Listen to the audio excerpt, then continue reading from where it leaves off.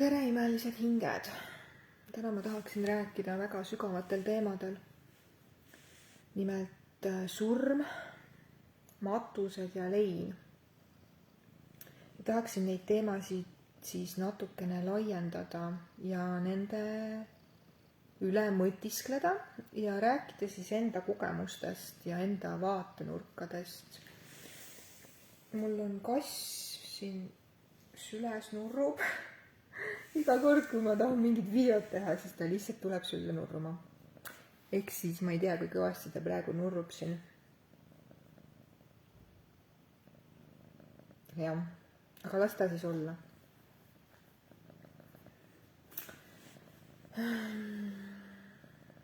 Issand, ma ei teagi, kust alustada. Need on nii tiipid teemad, aga ma tahaksin need kõik siia justkui enda jaoks lahti rääkida.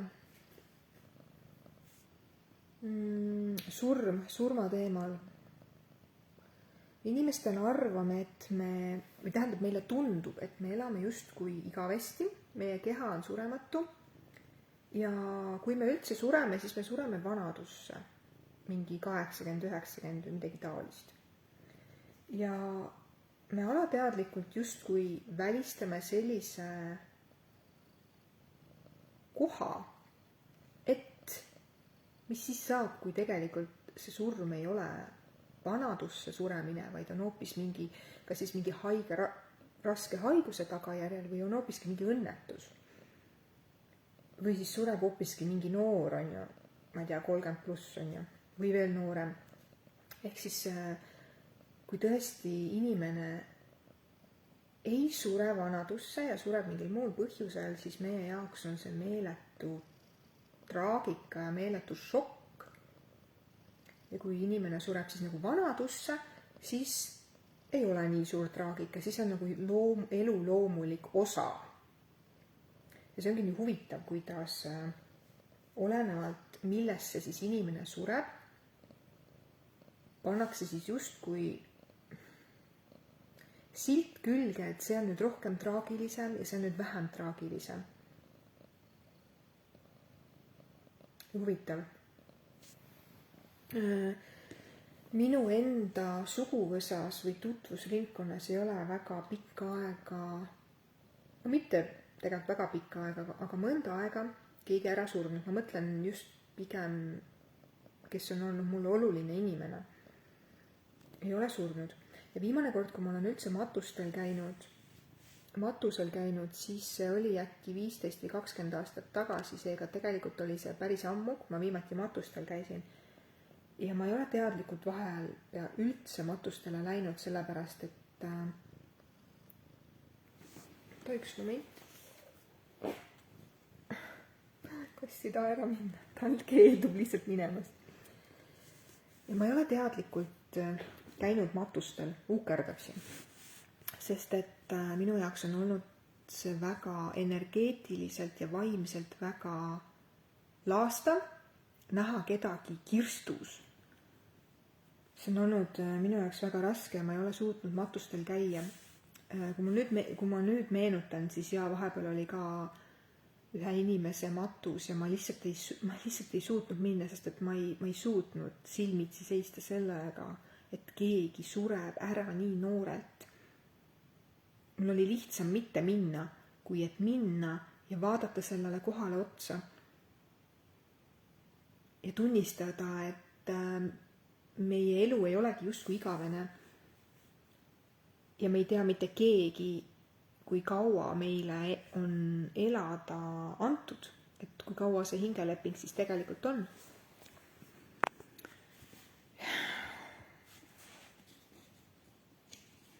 Ja nädal aega tagasi suri minu suguvõsast üks inimene ootamatult.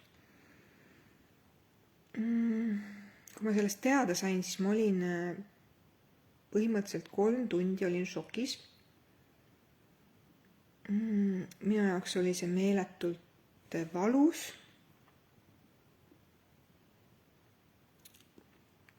Ja ma hakkasin siis seda protsessi nagu läbi elama. Ja huvitaval kombel oligi see, et kui nüüd ma surmateemale vaatan peale hästi teadlikult, nii teadlikult, kui ma hetkel oskan vaadata, siis see lein ja see kaotusvalu ja see surmaga leppimine, et keegi on läinud, see protsess ei kesta enam aastaid või aastakümneid, see ei jää painama, vaid see üpriski kiiresti, ma teen need etapid kuidagi automaatselt, mu keha teeb need läbi nii, et ma ei jää ühessegi surmafaasi või leinafaasi kinni. Ja oligi see, et kui ma tegin selle protsessi läbi, ma ägisesin, ma ütlesin, et see on nagu justkui ülekohtune, kõik emotsioonid, mis mu sees olid, ma justkui lasin need välja, vaatlesin neid, et miks ma just sellisel viisil neid tunnen ja kuidas see minuga tegelikult seostub, see, mida mina tunnen teise inimese surmaga seoses. Ja ma elasin need faasid läbi ja järgmine päev hommikul ärgates mul oli päris kerge olla ja ma sain aru, et mul ei olegi enam seda šokiseisundit ja ma ei tunnegi enam selles mõttes seda valu. Ja ma tegin need protsessid puhtal kujul sellise kergusega läbi ja mul oli endalgi niimoodi, et vau, kas see on päriselt võimalik ühe päevaga teha leina sellised etapid läbi. Ja ma sain aru, et jah, ongi võimalik. Ja see ei tähenda nüüd seda, et kui mina nüüd näiteks enda teadlikkuse juures teen selle protsessi ühe päevaga läbi ja kui nüüd näiteks teine lähedane inimene teeb selle, 5 aastaga läbi, et siis üks protsess on õige ja teine vale. Ehk siis kui mina nüüd kiiremini kogen, siis kindlasti ma teen siis nagu üle tagumiku või midagi jätan tegemata või see pole ikkagi õige, et nii kiiresti saab teha.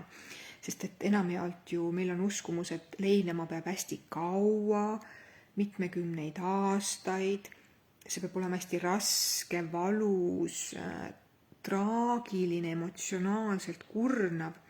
Jah, see saab olla ja see on ka okei. Ja ongi nii huvitav, ma jõudsin ka veel sellisesse kohta, et see sünd ja surm on meil selles füüsilises kehastuses ju nii tavaline. Kui keegi sünnib, me rõõmustame, me juubeldame, see tundub justkui nii tavaline protsess ja kui keegi sureb, siis me ei oska mitte midagi sellega pihta hakata, me ei oska läheneda, me ei oska sellest rääkida, me ei oska oma emotsioone hallata, me ei oska seda läbi kogeda ja me jääme kinni sellesse. Ja ma näen, kuidas väga paljud inimesed on oma leinaprotsessidega kinni aastakümneid. Nad ei oska seda oma kehast vabastada, nad ei teagi, et nad peaksid seda vabastama, sest me ju vanast ajast usume, või meil on mingi uskumus või tunne, et me peame jääma kinni sellesse, et kui keegi on nüüd ära läinud kiiresti, siis me peame jääma sellesse kinni, teda kogu aeg nagu justkui leinama ja südames tundma seda valu.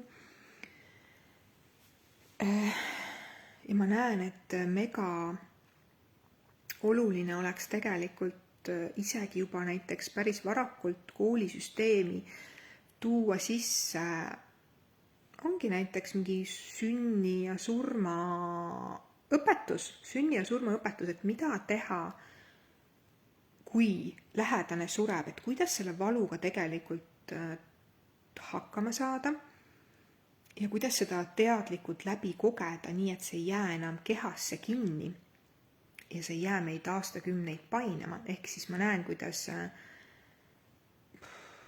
tegelikult juba varakult võiks olla küll näiteks koolisüsteemis juba selline õpetus, et mida sellisel puhul teha.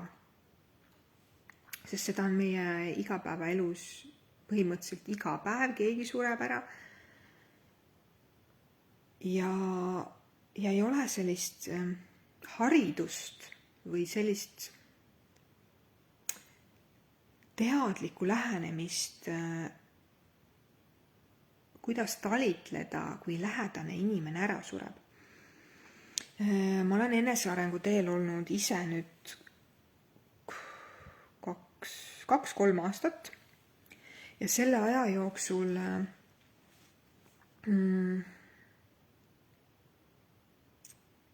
surmateemaga ma olen alles nüüd viimase poole aasta jooksul tihedamini nagu enda sees seda teemat lahanud, kaevanud ja vaadanud siis nagu, et mis värk minul selle surmateemaga on. Sest tihtilugu ka minul kerkivad üles mingid surmahirm ja mingid sellised asjad, teemad on mul siin vahepeal üles kerkinud ja kuna ma olen nende sisse nagu vaadanud, ehk siis ma ei ole neid teemasid nagu vaiba alla peitnud, on ju, vaid ma olen neid vaadanud, teadlikult vaadanud, okei, miks ma tunnen surmahirmu ja mis värk mul sellega on, et ma ei taha matustel käia ja ma nagu reaalselt teadlikult hakkasin siis vaatama nende teemade sisse ja selle teadlikkuse juures üks lein veel, mida ma tegin, oli see, et see oli nagu nii reaalne. Ometigi ma kogemata, see oligi nii creepy lugu, ma kogemata ajasin põhimõtteliselt kellegi kassi alla. Praegu siiamaani mõtlen, siis mul on ikka nagu siuke nagu, ma mäletan seda, aga mu keha sees ei ole enam seda ängi. Ma sõitsin öösel autoga koju, ma sõitsin vist mingi 5 või 60-ga, ma sõitsin nagu jumala aeglaselt ja siis nägin kaugelt juba välkuvaid silmi. Ja kui palju loomi on minu auto eest läbi lipsanud, mööda põiganud, kraavi poole läinud, ma ei tea, väga palju on ju. Ja mulle ei meeldi öösiti sõita. Ja seekord ka ma mõtlesin, et okei, ma nagu mega aeglaselt sõidan ja lihtsalt nii ongi. Pigem olen ohutult, lähen koju, ükski metsloom viga ei saa ja vahet pole, et see võtab nagu aeglasemalt aega. Ja siis see kiisu, ta oli nii ilus, ta oli reaalselt nii ilus kiisu, ta oli täiesti kaugel minust ja kui loom enamasti, ta läheb nagu teisele poole, siis tema võttis suuna nagu täpselt mitte nagu auto eest mööda, vaid autorataste alla. Siis ma veel mitu korda peatasin, mõtlesin nagu kuhu ta nagu läheb omast arust, et nagu olla kindel, et ta läheb nagu mööda. Ja ma sõitsin nagu nii mega aeglaselt ja ta tuligi autorataste suunas. Täna ma olen selle teema nagu läbi häkkinud ja ma olen saanud aru, et ta ootas mind seal, et mina saaksin selle kogemuse, et läbi minu keegi, mingi hing, loomadel on ju ka hinged, loomad ei ole lihtsalt mingid asjad või esemed või mingid, ka neil on hing, aga nad on lihtsalt kassi kehastuses, on ju. Et ma pidingi saama selle kogemuse, et läbi minu saab üks hing surma. Ma pidin saama selle kogemuse. Ja kui ma selle teema ka nagu läbi närisin ja lahti mõtestasin ja lahti häkkisin enda sees, siis ma sain aru, et peale seda kogemust ma hakkasin ka nagu selle surmateemaga rohkem tegelema. Ja see oligi nii huvitav, kuidas, kui ma selle kassi alla ajasin, ma olin vist nädal aega, ma olin šokis, agoonias, leinas, ma nutsin, mul oli süda valutas sees, see oli nagu selline, kõik need emotsioonid ja faasid, mida ma kogesin, olid hästi totaalsed ja see ei olnud kerge, see tõsiselt ei olnud kerge. Minu jaoks see sama kogemus võrdus just kui kellegi inimese kogemata tapmisega. Minu jaoks energeetiliselt oli see selline kogemus ja ma sain aru, et ma pidin selle läbi tegema, ma pidin selle kogemuse läbi kogema ja oma nahal just kui tunda saama, et mis tunne see on, kui läbi minu saab keegi kogemata surma. Ja see äng ja see süütunne, ma mingi meeletult süüdistasin ennast nagu, et ma oleksin pidanud veel ma oleksin pidanud autost välja tulema ja ta lihtsalt tee pealt ära tõstma. Kujutad ette, et sa jääd seisma, lähed mingi metslooma või looma, lihtsalt tõstad ise tee pealt ära. Igas mõttes ma üritasin leida igasuguseid mooduseid, et ennast süüdistada ja süüdi tunda. Ja kui ma need protsessid siis lõpuks kõik ära tegin ja teiselt poolt nii-öelda väljas olin ja leppisin sellega, et jah, nii juhtus. Ja siis mul tuli teadmine, et oh my god, ma pidingi seda kogema. Et ta ootas mind seal ja ma pidin läbi tema kogemuse saama selle kogemuse. Ja peale seda ma olengi hakanud siis nagu surmateemadel rohkem minema süvitsi. Ma olen hakanud jälgima inimesi, et kuidas nad tegelikult need faasid läbi teevad ja kui kergesti nad jäävad tegelikult nendesse leinafaasidesse kinni aastakümneteks ja piinavad ja ängistavad end sellega. Ja samamoodi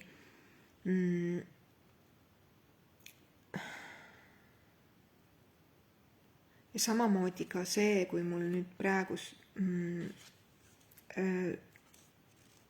enda suguvõsast siis nagu inimene kiirelt ära suri,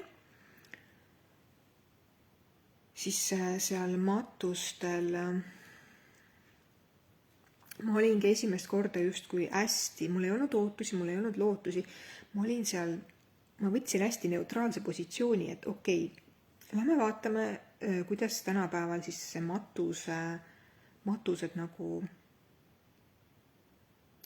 kuidas seal nagu need toimingud on ja kuidas inimestele lähenetakse, kuidas seda surma siis nagu nii-öelda serveeritakse ja kuidas need siis inimesed seal käituvad. Ma läksin nagu hästi nagu sellise avatud meelega sinna ja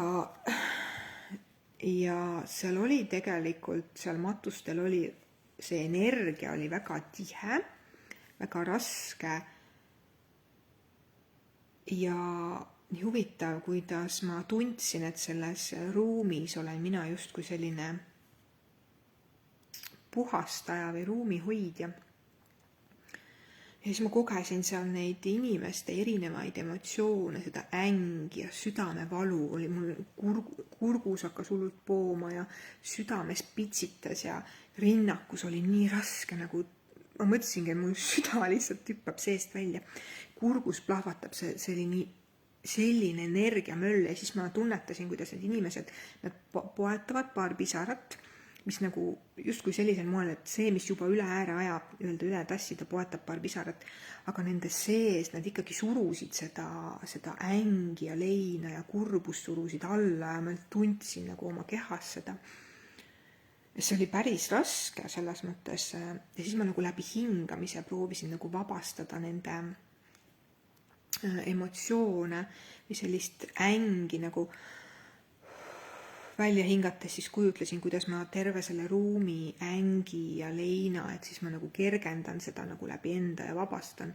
Ma ei tea täpselt, mis funktsioon mul seal oli, aga ma saan aru, et midagi sellist ma selles ruumis nagu läbi tegin, läbi enda kogesin, sest vastasel juhul oleks seal olnud päris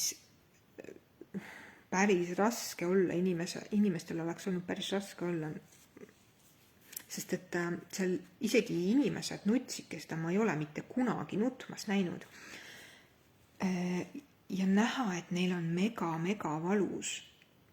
Ja siis ma nagu puhastasin seda ma ei tea, mida ma seal tegin, seda ma tegin. Kuidagi siis nagu puhastasin seda ruumi. Ja tegelikult on ilus näha inimesi nutmas, keda ma ei ole mitte kunagi nutmas näinud. See on tegelikult mega ilus näha inimesi matustel nutmas.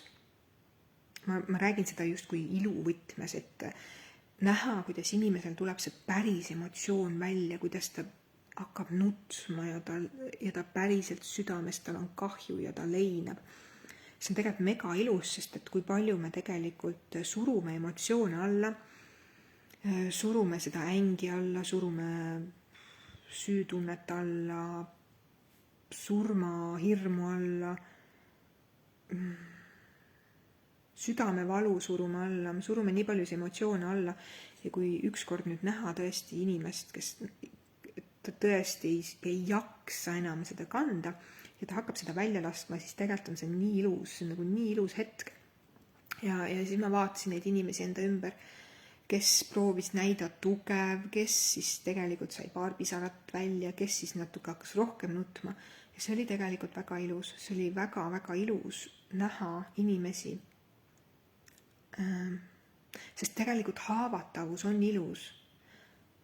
Meid on uskuma pandud, et nõrk näida, et kui sa oled nõrk ja oled haavatav, siis see ei ole nagu sobilik ja see ei ole eetiline.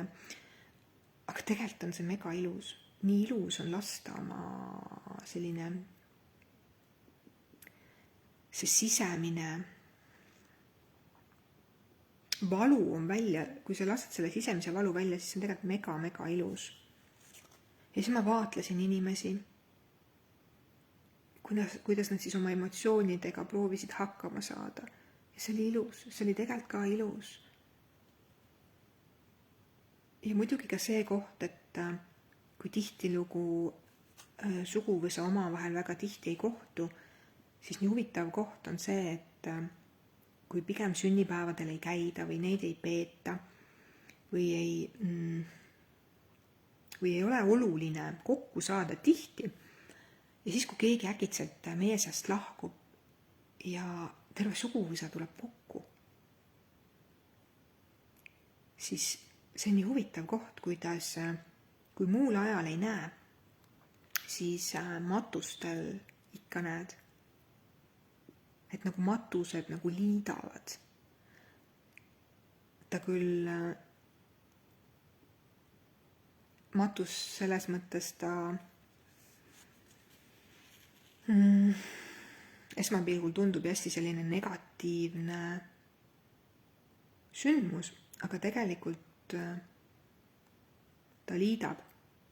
Inimesed tulevad kokku, kes ammu pole kokku saanud, nad kallistavad, nad nutavad koos, nad räägivad teemadel, millest nad pole ammu rääkinud ja see on ilus, see on tegelikult ilus. Ja surm ju tegelikult ei ole lõplik, füüsilise keha surm on lõplik, ehk siis see kest sureb ära. See füüsiline kest sureb ära, aga hing jääb ju tegelikult alles. Ja hing on ju surematu, aga me automaatselt mõtleme, et kui keegi ära sureb, siis ta sureb koos justkui oma hingega, oma missioonidega, oma elukogemustega, et ta sureb nagu lõplikult ära. Ja tegelikult see on lihtsalt kest. See, et keegi ära sureb, see on lihtsalt kest. Tema kest selles füüsilises kehas sai otsa. Ja ta saab tulla uue ringiga. Kas siis tuleb õige pea varsti või siis tuleb alles 200 aasta pärast. Oleneb, kuidas tal see hingekogemus siin oli ja milline hingelepik tal nagu täpselt oli. Et seal on ka väga palju erinevaid nüansse, kui kiiresti inimene siis tegelikult uuesti ümber kehastub.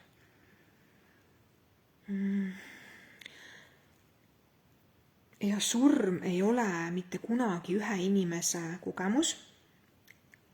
See on alati seotud terve perekonnaga, kogu suguvõsaga. Ja tihtilugu automaatselt võtamegi siis sellise hoiaku, et kui keegi ära sureb, siis issand, mul on tast nii kahju. Ta oleks ju võinud veel elada. Ta oli nii hea inimene. Ta pole väärt. Ta ei väärinud seda ta pole väärt surema, ehk siis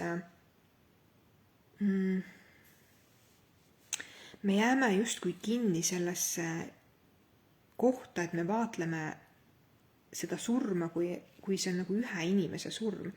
Aga tegelikult surm on seotud terve suguvõsaga ja ta tuleb justkui tervele suguvõsale tegelikult midagi õpetama, mille läbi siis meie saame areneda ja meil tuleks siis hakata vaatama enda sisse, et mida see mulle õpetas, mida see kogemus mulle õpetas. Et jah, ma saan aru, et üks inimene on meie seast lahkunud, et mitte jääda nagu fokusseerima sellele inimesele,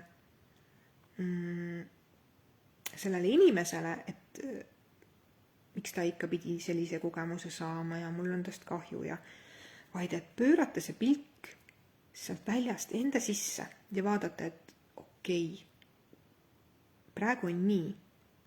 Me ei saa enam mitte midagi muuta, me ei saa enam aega tagasi kerida. Aga mis tunded ja emotsioonid minusest üles kerkivad? Ja mida see minus tegelikult üles toob? Ja mis õppetunni mina tegelikult siit kaasa võtta saan? Ja mida mina saan siit tegelikult õppida? Et sest iga kogemus, tihtilugu me võtamegi selliseid negatiivseid kogemusi automaatselt kui karistustena, aga tegelikult on need õppetunnid, heas mõttes õppetunnid absoluutselt meile kõigile, ükskõik kes selle sündmusega siis seotud ei ole. Ja iga inimene saab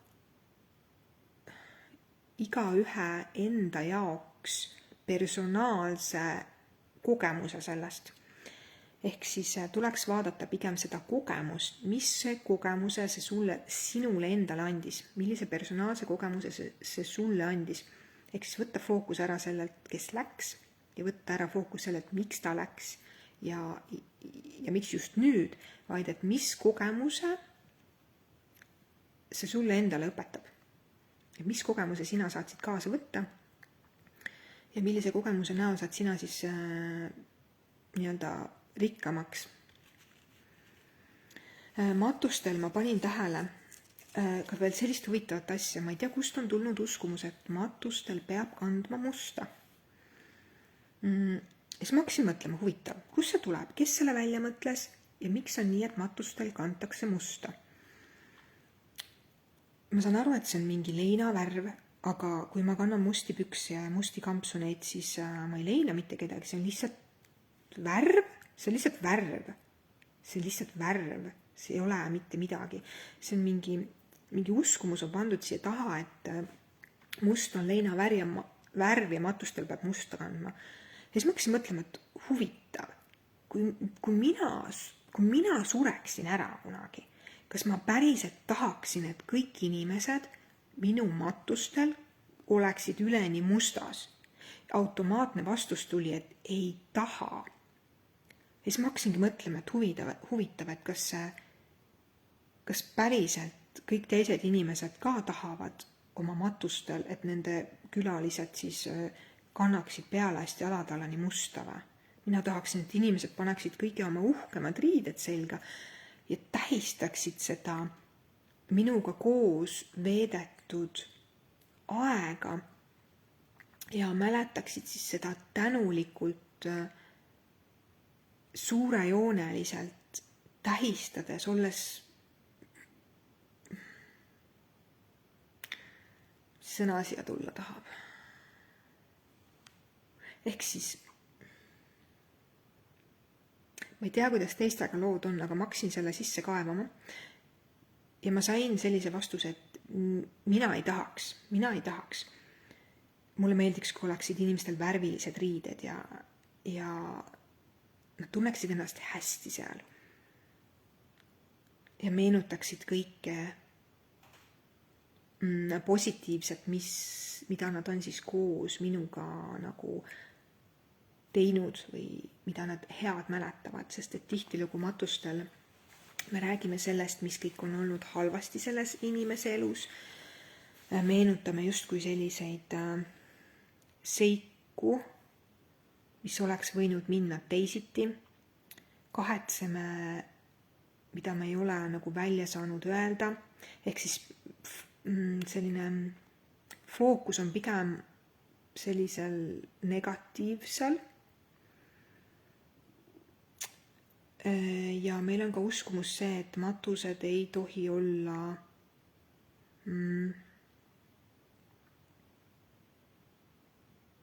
rõõmsad, ei ole vist hea sõna, matused ei tohi olla positiivsed, et matused peavad olema negatiivsed, kurvad, sünged, rasked ja negatiivsed. Kas sina tahaksid, et sinu matus oleks hästi raske ja süke kurnav ja rusuv ja kõik oleksid mustas ja pea maas ja nutaksid? Ei taha. Sa tahaksid, et nad mäletaksid sind rõõmsalt, nad juubeldaksid sinuga koos oldud aja üle. Ja siis ma saingi aru, et nii huvitavad uskumused ja nii huvitav nagu selline leina ja matuse programm, mida me teeme aastast aastasse, aastakümnest aastakümnesse. Ja me olemegi läbi selle võtnud justkui kuvandi, et matus peab olema raske, ta peab olema kurnav ja rusuv ja hirmus ja seal peab kindlasti olema väga masenduses.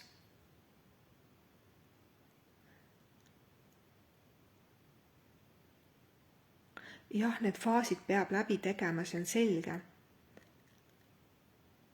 Aga mitte keegi ei taha, et teda mäletataks, et tema viimsel päeval mäletataks teda siis läbi kurbuse ja leina. Mina küll ei tahaks.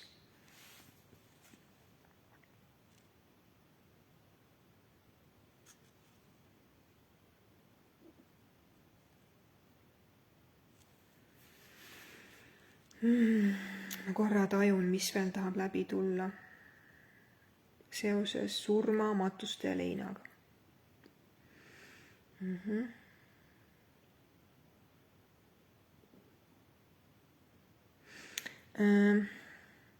Matustel hästi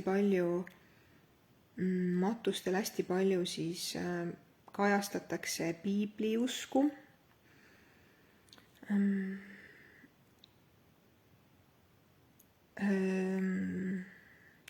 Ma ei oskagi praegu selle teema puhul rohkem peatuda, see oli väga põnev oli jälgida, mis lauseid see matuse talitaja siis kasutas. Üks asi, mis mul kõlama jäi, mis tundus minu jaoks natuke siuke huvitav koht, mille üle järele mõelda. Kui ta rääkis, et kui tema isa suri, matuse talitaja siis rääkis, et kui tema isa kunagi suri, siis niipea kui tema isa suri, siis tema ema hakkas siis oma meest igatsema ja paari aasta pärast läks samamoodi siis nagu surmale järgi, sest ta nii väga igatses teda. Ja siis ta ütles seal sellised laused, et kuidas see oli?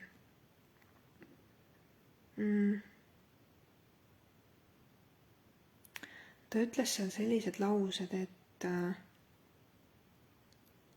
et kui me kaotame kellegi ära ja me hakkame tema järele igatsema, siis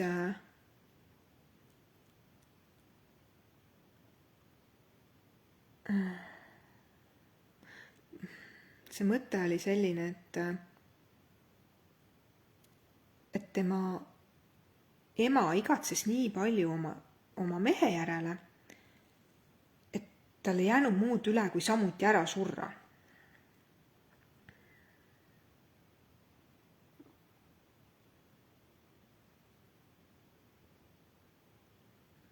Ja tihtilugu ma näen ka sellist mustrit, kui inimesed, kes on omavahel hästi seotud, nad võivadki üpriski väikse vahega ära surra, sest et hakatakse igatsema selle kaotatud inimese järele ja selle leinaga ei tulda toime.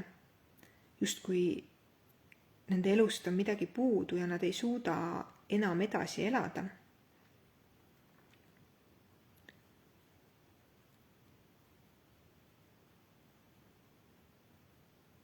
Ja seda enam ma näen, kuidas seda leina teadlikku õpetust oleks täiega hädasti inimestel vaja, sest et me ei oska selle leinaga ümber käia, me ei oska surmateemaga ümber käia, me ei oska kuidagi matustel olla, me oleme seal kuidagi väga kohmetud, me ei teagi, kas nüüd hakata siis nutma või peab alla suruma, ehk siis seda teadlikkust nendel teemadel ma näen, et see on puudu ja seda oleks tegelikult täiega hädasti inimestel tarvis. Sest ma näen, kui segaduses nad on nii segaduses, kui keegi sureb, nad on nii segaduses matustel ja nad on nii segaduses oma leinaga, nad ei saa aru, kas nad peaksid nüüd veel edasi leinama või äkki nad peaksid selle tunde vaiba alla peitma või äkki nad peaksid 30 aastat leinama või äkki nad peaksid minema teraapiasse tegema selle 2 päevaga läbi või nad ei tea, mis on õige, nad ei tea, mis on vale. Ja kuna keegi nendel teemadel ei räägi, siis on meeletu segadus ühiskonnas. Ma tunnen energeetiliselt, kuidas inimesed ei oska nende teemadega enda sees saada rahu.